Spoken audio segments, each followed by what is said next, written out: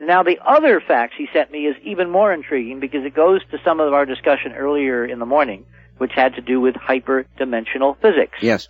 This is a press release out of JPL, the Jet Propulsion Laboratory in Pasadena, which is NASA's Interplanetary Control Center, dated June 19th. That's a couple days ago. It's on the Internet.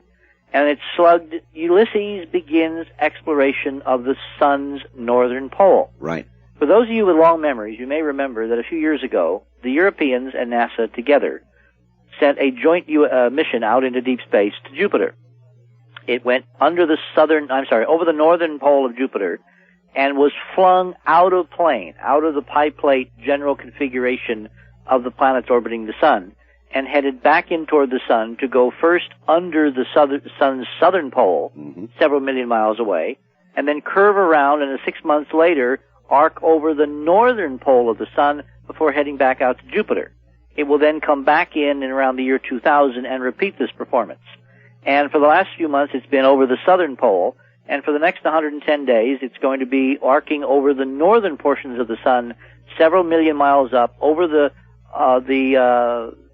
upper reaches of the solar system, if you can think of the solar system as spread out below it like a flat dinner plate. Sure. Examining with all kinds of instruments the energetics and the activity of missions coming from the sun. It does not carry cameras. It carries devices to measure things like the solar wind, which is this charged particle flow of particles that come off the sun in all directions. Sure. And you can see the solar wind during a total eclipse. It's the corona you see around the moon when the moon just covers the brilliant surface of the sun. Right. That halo of light. Anyway, in this press release, there is a remarkable, and I really thank James for sending this to me, remarkable paragraph. It says, Ulysses has verified global differences in the speed of the wind, the solar wind now, these charged particles flowing out from the sun at different latitudes. Most notably, solar winds at high southern latitudes traveled at roughly double the speed found in the equatorial zone.